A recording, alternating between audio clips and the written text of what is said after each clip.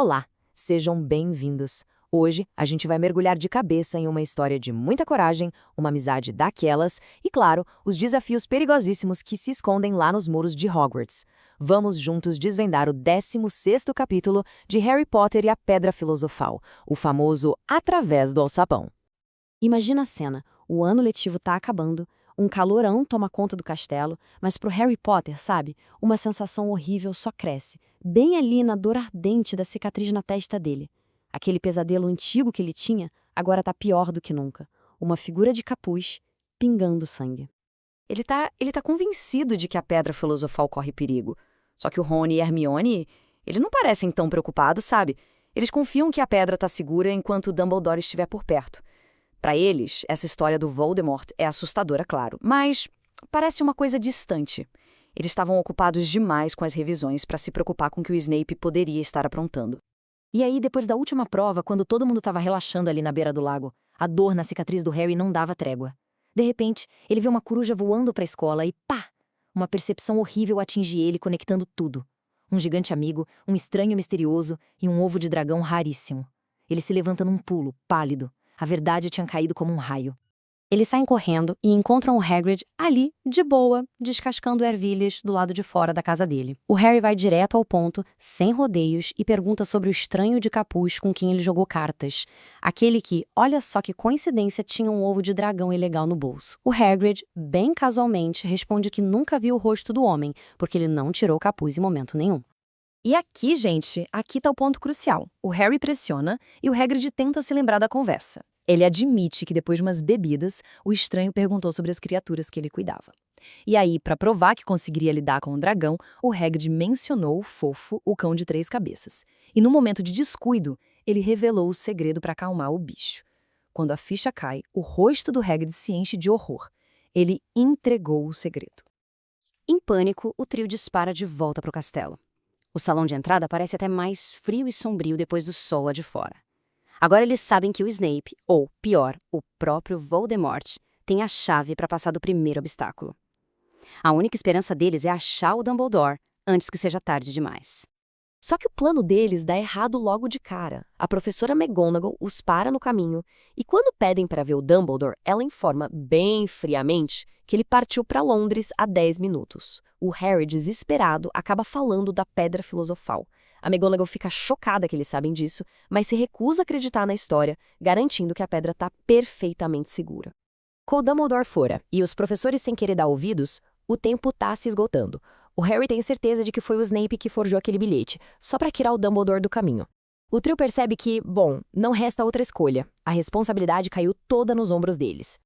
Enquanto eles tentam decidir o que fazer, a figura do Snape surge do nada. Com aquele sorriso torto e ameaçador, ele avisa que, se forem pegos andando por aí à noite de novo, ele pessoalmente vai garantir que sejam expulsos. Com todos os caminhos bloqueados, o desespero começa a bater forte. De volta à sala comunal, Harry toma a decisão. Rony e Hermione tentam fazer e mudar de ideia, lembrando das ameaças de expulsão. Mas é nesse momento que o Harry explode. Para ele, ser expulso não significa nada se Voldemort voltar. Ele lembra a eles que Voldemort matou seus pais e que ele nunca, jamais, vai passar para o lado das trevas. O plano dele é ir sozinho usando a capa da invisibilidade. Mas o Rony e a Hermione se recusam a deixar que ele enfrente o perigo sem eles. No momento que define a força dessa amizade, eles declaram que estão juntos nessa. A Hermione, prática como sempre, corre para pegar os livros dela procurando qualquer coisa que possa ser útil. E quando eles estão prestes a sair, já cobertos pela capa, uma voz surge de um canto. É um Neville. Vendo os rostos culpados dos amigos, ele percebe o que eles vão fazer e se posta na frente da saída, determinada a impedi-los. Numa tentativa desesperada de ser corajoso e proteger sua casa, ele se prepara para uma coisa impensável: lutar contra os próprios amigos.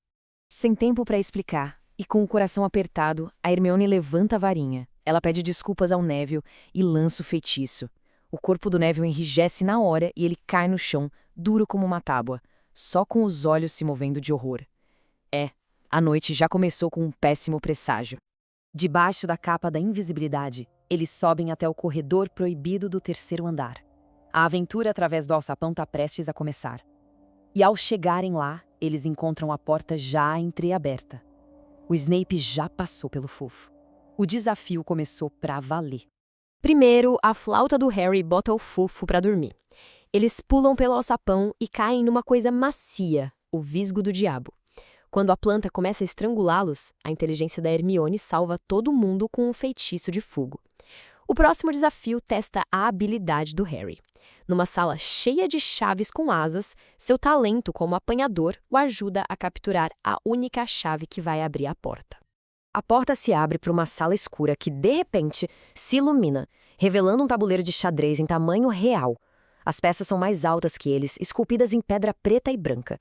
E o mais assustador, as peças brancas não têm rosto. Para chegar na porta do outro lado, eles vão ter que jogar.